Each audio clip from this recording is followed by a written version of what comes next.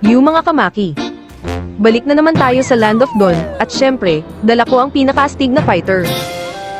Walang iba kundi si Cho. Kapag ako ang nag-flicker, may mabubure sa mapa. Kalma lang muna tayo sa lane, kunwari chill lang. Pero deep inside, may target na ako. Ayan si Marksman, laging malambot. Pasok. Jeet Kune Do, uppercut. Boom. Tiklos. Uy teka, 2 versus 1. Seryoso ba kayo? Walang takot si Cho, pre. Fake retreat muna, sabay balik. Knock up plus ulti, tapos sabay slam dunk, parang nag-basketball lang. Tuloy ang lakad, kahit jungle, kahit base. Walang ligtas. Sabi nga nila, don't mess with Cho. Eh si Tank, flickeren ko lang. Nawala.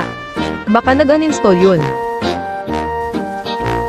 O eto pa, bush play tayo. Tahimik lang, parang walang tao. Dumaan si MM, kaboom. Tulog. Wala pang 2 segundo, umuwi na sa base. Triple kill. Easy lang. Gusto ko sana ng Savage kaso may care. Hay nako, okay lang. Next game, akin na talaga lahat ng kill. Alam mo yung pakiramdam na parang ikaw lang ang gumagalaw. Yung teammates mo, parang bots. Pero sige lang, babawi tayo. Cho lang sapat na.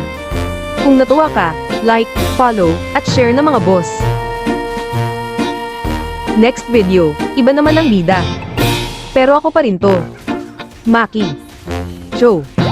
Walang luoy. Peace.